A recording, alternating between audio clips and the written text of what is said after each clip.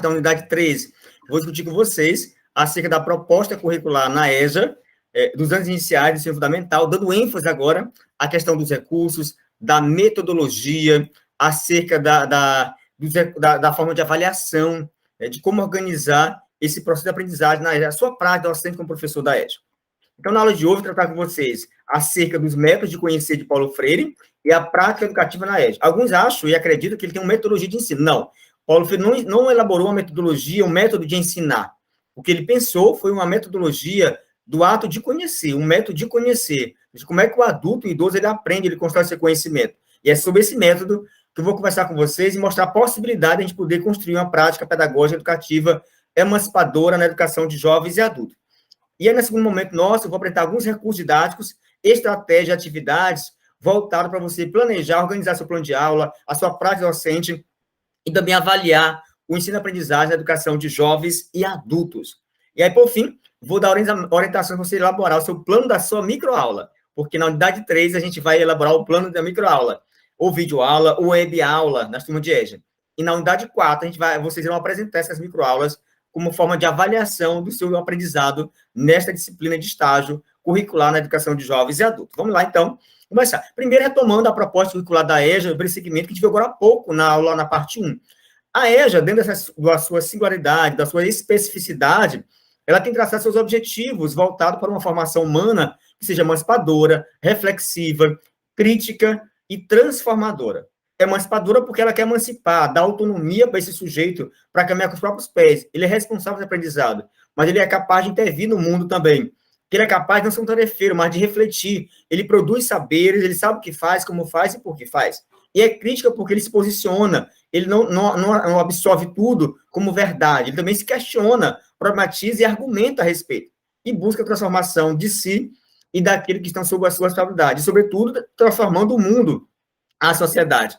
Evidentemente, para tal, a proposta curricular da EJA, ela apresenta alguns princípios norteadores dessa ação educativa. O primeiro, a educação de jovens adultos, ela apresenta como princípio primeiro a flexibilidade. Ela não é rígida, por isso os conteúdos, os objetos de conhecimentos são elaborados, selecionados na relação com o outro, no diálogo, ouvindo a escuta pedagógica dos educandos, os seus saberes que eles já têm produzido e o que eles precisam saber.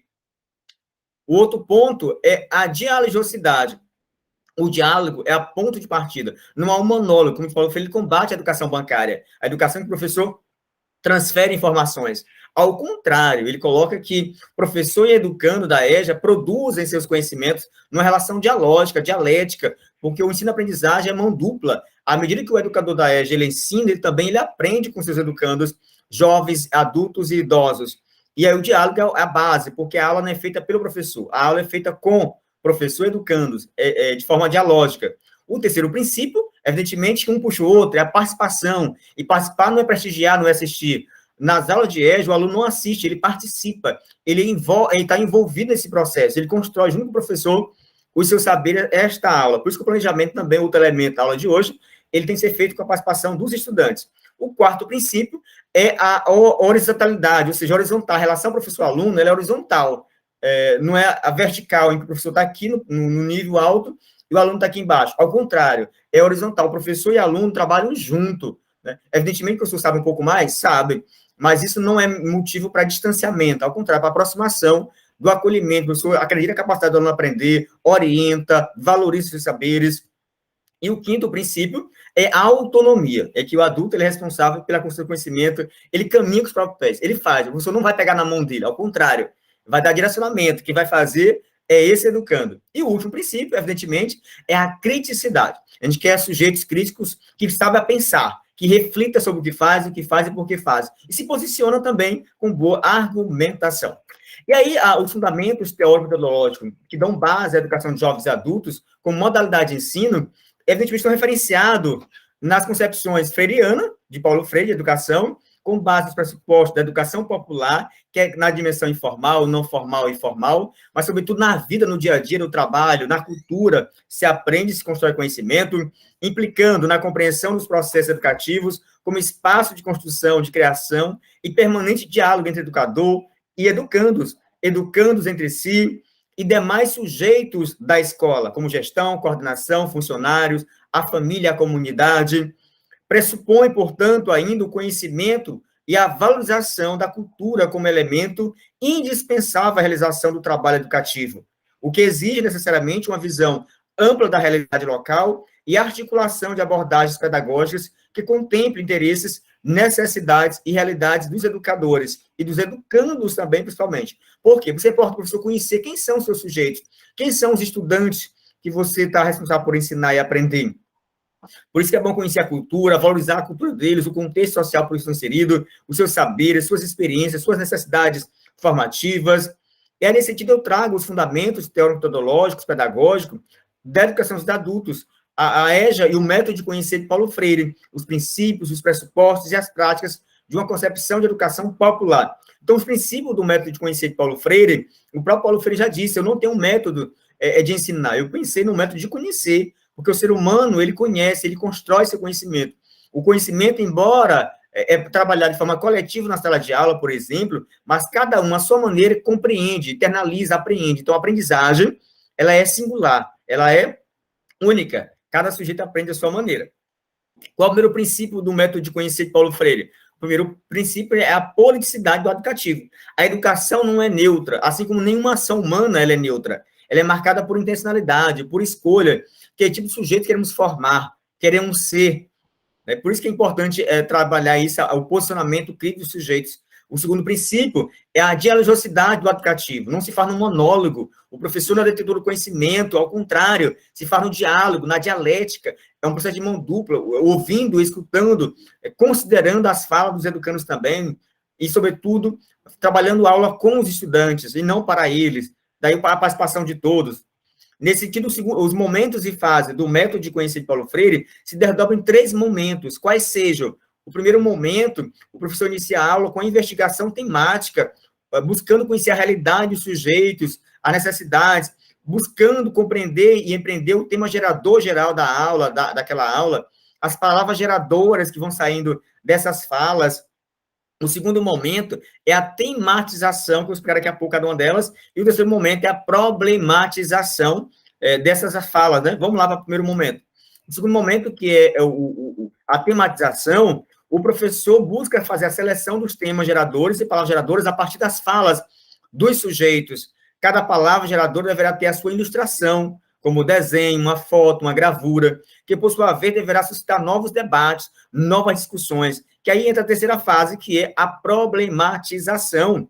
E aí, nesse sentido, o professor vai buscar superar a primeira visão ingênua, mágica dos estudantes, para uma visão crítica da realidade daquele objeto de conhecimento, capaz de transformar o contexto vivido, que eles possam buscar outras perspectivas de olhar, de perceber aquela realidade, que eles não conseguiam ver antes, né? E aí vai gerando a sua aula. É nesse sentido, eu oriento vocês a ter esse livro, o caderno, que o MEC elaborou, a CKD à época, que vai tratar da avaliação e planejamento na EJA. Isso vai estar disponível no AVA para vocês no curso. Esse material é riquíssimo, é bem breve, mas é bom para vocês lerem. Que eu vou entrar agora nos recursos. Que recursos são esses? Pensar em recursos que possam ser construídos na própria sala de aula com os estudantes, ou até orientar que eles confeccionem em casa e tragam para a aula esses recursos. Trazer o elemento do contexto. Se ele é lavrador, traga o elemento da roça. Se ele é quebrador de coco, traga o elemento do quebrar-coco. Se trabalha em doméstico, em casa, como doméstica, traz elemento dessa vivência, insira os elementos da vida cotidiana desse aluno nas suas aulas. Também são recursos didáticos. Não infantilize. Professor, mas posso trabalhar a música? Pode, mas não vou trabalhar borboletinha, né? Pode trabalhar uma música como Cidadão, por exemplo, de Zé Geraldo, música do contexto social desse adulto, desse idoso, que ele conhece. E aí você problematiza, tá? E aí o planejamento de microaulas, videoaulas, webaulas em turma da EJA, vamos começar a falar sobre isso, como fazer isso a partir dessa realidade, esses saberes que a gente vai construir. Então, um plano de aula, ele tem uma estrutura básica, a gente não mudou. Claro, que ele inicia com a identificação, vai ter o nome da escola, o componente curricular, o número da turma, a etapa essa primeira etapa, que é do meio terceiro ano, essa segunda etapa, que é o quarto, quinto ano, o nome do professor, o tema desta aula, os objetivos ou habilidades que você espera que o aluno alcance no final desta aula, o rol de conteúdos ou objeto de conhecimento que será trabalhado, abordado nesta aula que você propõe, os procedimentos de ensino, as atividades, como é que vai ser realizada essa aula, os recursos que serão adotados, utilizados, explorados, a forma de avaliação. Lembra que na EJA a gente avalia pela observação, pelo registro escrito reflexivo, permanentemente, constantemente, ele é avaliado, não somente num dia pontual. Então, ao longo das aulas, tudo está sendo avaliado, inclusive a autoavaliação é feita, e aí finaliza com a bibliografia, que é o material, que é o livro que você utilizou para fundamentar, para produzir sua aula. Vamos lá, algumas possibilidades de como organizar uma praia docente na EJA a partir do método de conhecer de Paulo Freire. Vamos lá. Nessa perspectiva, a gente traz uma aula em que você poderia começar a falar sobre a vida, o tema, digamos, que você quer falar sobre vida, mas você não vai dizer que é a vida. Você vai dizer que o aluno descobre isso. E aí você apresenta algumas imagens para os estudantes no data show, ou imprime e vai fixando na sala de aula essas imagens, faz um painel, uma exposição de imagens, e perguntar para o aluno o que é que representa essas imagens, que é uma sugestão que eu trago para vocês, para começar a aula, pedindo aos educandos da EJA que observem as imagens, a seguir comente cada uma delas. Vamos lá. Nesta imagem, o que eles estão vendo nessa imagem? O que eles percebem? Que situação é essa? Pedi para eles comentar sobre essa situação. Na segunda imagem, também, que eles possam comentar, debater, você vai anotando esses pontos das falas deles, sobre o que está acontecendo aí, que contexto é esse. Na terceira imagem, dá o espaço, dá o tempo para ele falar também sobre essa vivência, se eles, que imagem é essa, o que é que eles sabem sobre isso. E a quarta imagem, que eu sugiro essa aqui também, para mostrar para os adultos. E aí ele deixa eles falarem. Cada imagem dá um tempo para eles falarem e vai anotando. Depois disso, você levanta questionamentos, após as 4 imagens serem debatidas. Você pergunta, você acabou de observar várias imagens. O que elas representam ou que elas retratam para você? Deixa eles falar e vai anotando, dá voz, né? De vez. O que elas disseram para você? O que é que essas imagens disseram para você? E o que você diz a essas imagens? O que é que você revela a essas imagens? E aí você conclui essa primeira etapa, depois da fala dele, de ouvir tudo, que a vida é o nosso bem maior, é uma dádiva de Deus. Nós temos que aproveitar essa vida, viver intensamente, valorizar, nos permitir crescer, desenvolver. E aí você continua a aula depois disso. Você se viu nessas imagens? Em qual ou quais? Qual dessas 4 imagens você se identificou? Você se viu? Por quê? Nos fale um pouco sobre isso. Dá espaço para eles falar, tá? A oralidade. Que lembranças essas imagens reavivaram em sua memória? E deixa eles falarem, né? Deixa eles à vontade. Coloque a turma em círculo, que é o círculo de cultura freiriano, é muito importante isso. Aí você continua, depois que falou, já contemplou, pergunte, que momentos ou fatos vividos essas imagens fizeram você lembrar? Deixa eles falarem à vontade, vá anotando. E aí você finaliza dizendo que nossa história de vida é rica em acontecimentos. E aí você comenta, se problematiza, reflete. E aí vamos para o segundo momento, que eu apresento outra sugestão. É a mesma aula sobre a vida, eu tendo outra perspectiva de trabalhar. E aqui trabalha de forma interdisciplinar. Língua portuguesa, matemática, natureza e sociedade. Na segunda sugestão, para organizar um plano de aula, eu trago a mesma temática, que é a vida, agora organizado de outra forma. Eu sugiro iniciar a aula, então, em vez com as imagens e fotos, cantando a música O que é de Gonzaguinha, que fala viver, não tem vergonha de ser feliz, cantar e cantar, a beleza eterna aprendiz, né? Eu sei que a vida deveria ser bem melhor, e será? E aí eles cantam, colocam o áudio lá para eles cantar, o clipe da música, e aí depois disso, problematiza essa música, tematiza, fala do que essa música? Vamos tematizar, fala do que? Fala disso, aí eles vão dizendo, e você anota e problematiza, questiona, levanta questionamentos para ele. A palavra geradora, geral selecionada, por tudo isso, vai ser vida, que é o tema gerador da nossa aula, né? E aí convida ele, vamos conversar sobre o significado da palavra vida, o que é a vida para você, né? E aí deixa eles falarem sobre a vida. E aí qual o valor dado à vida no dia de hoje? Hoje a vida tem valor? Qual é o valor dado à vida de hoje? Para eles perceber que hoje a vida, de modo geral, está sendo desprestigiada, desvalorizada, né? Segundo questionamento, quais são os principais problemas enfrentados na nossa vida diária, na sua vida, educando, jovem, adulto e idosos? Deixa eles falarem. Quarto questionamento, hoje a maioria das pessoas estão vivendo ou sobrevivendo. Por quê? Deixa eles falar. Se ele não souber o que é viver, sobreviver, você pode contextualizar para ele em outras palavras. Você está satisfeito ou satisfeita com a vida que tem? Por quê? Deixa eles falar. Se eles gostam da vida que eles levam, que eles vivem, como você gostaria que fosse sua vida? E aí deixa eles falar à vontade, vai anotando. E aí depois disso, você vai entrar na sistematização, né? Na elencação das atividades. Ó. Observe as letras móveis fixadas no quadro. Você pode trazer a letra móvel da palavra vida, dar para cada um deles e pedir que eles fixem ela no quadro, né? E algumas dessas letras aparecem em seu nome ou nos nomes dos seus colegas. Aí peço para eles verem se a letra V, I, D e A aparece no nome dele ou de algum colega da turma, para ver a identificação dessas letras, né?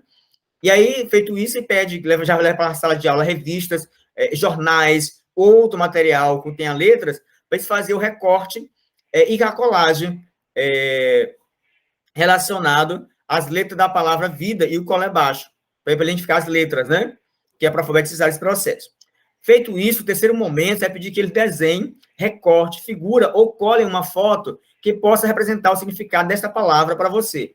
Depois, socializando tudo, ou seja, qual é a imagem ou o desenho que simboliza a vida para você? E aí, eles podem desenhar ou pode recortar da revista, do jornal, e aí você pede que cada um fale sobre a imagem que eles selecionaram e por que representa a vida para ele. Em outro momento, na mesma aula, e depois da dinâmica inicial de problematização, de diálogo, de escuta, de tematização e problematização, a gente vai entrar no processo de alfabetização de fato. Você pode explorar as atividades de alfabetizar, trabalhando as famílias silábicas da palavra vida. Apresenta a família do V e as famílias silábicas do D. Por exemplo, a palavra vida, ela deve ser pronunciada pelo professor, de forma bem articulada, vida, para que ele possa ouvir, e pedir que eles falem com você, vida, que buscará mostrar aos educantes que ela pode ser dividida em pedaços, em sílabas, em várias famílias, né? A palavra em questão será pronunciada pela turma em coro, individualmente. O que é importante não é ele reconhecer as letras da palavra inteira, é ele discriminar auditivamente, é ele ouvir e saber que aqui é o som do V, é o som do I, é o som do D, o som do A. E nessa sequência, eles conseguem formar a palavra. O professor deve pronunciar as famílias silábicas que podem ser obtidas vá, vé, vi, vó e vô. E da família do D, dá, dé, di, dó e du.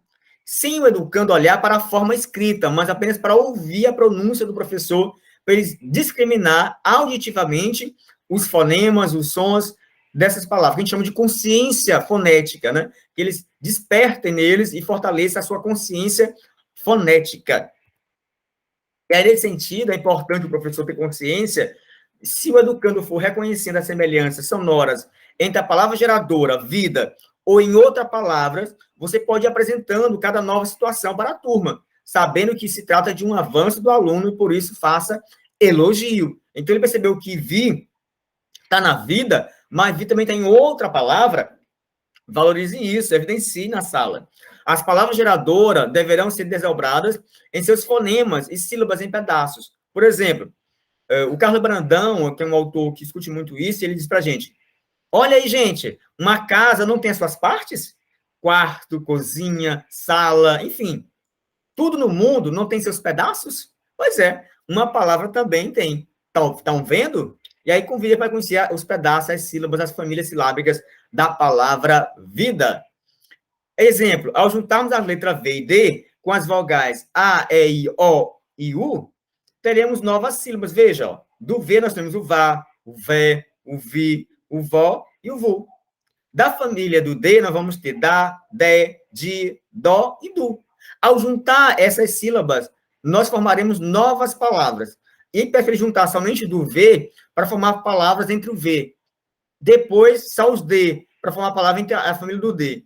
Depois, mistura as famílias do D com do V para formar novas palavras. Eles vão lendo esse processo de construção do conhecimento. E aí, no segundo momento, avançando na alfabetização, vocês vão colocar para eles que a palavra vida será nosso tema. Essa palavra começa com a letra V. Antes de você dizer a letra V, eu espero que eles falem qual é a letra que inicia a palavra vida. E aí você escreve no quadro. Então, procure em revista ou jornais palavras que comecem com as sílabas abaixo e cole no quadro. Aí você vai ampliar agora, trabalhar nas sílabas agora. Do vá. Veja na revista se encontra alguma palavra que está iniciando com a sílaba vá. Com a sílaba vé, vi, vó e vu.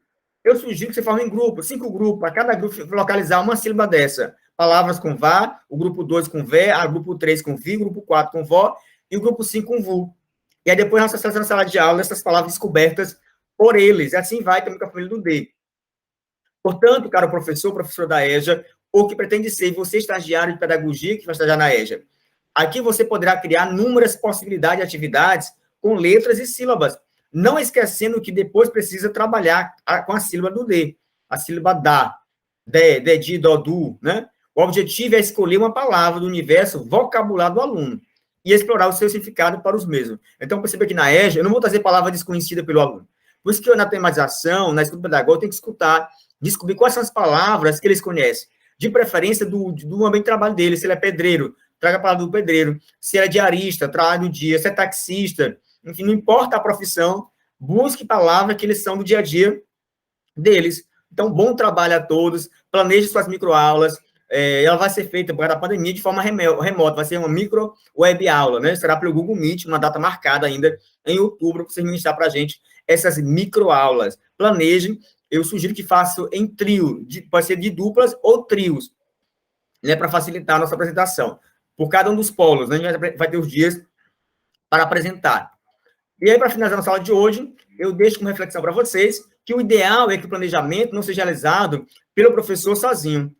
Afinal, ele é um processo de interação do professor, os educandos da EJA e todas as demais pessoas envolvidas no processo educativo, como a família, o outro profissional da escola.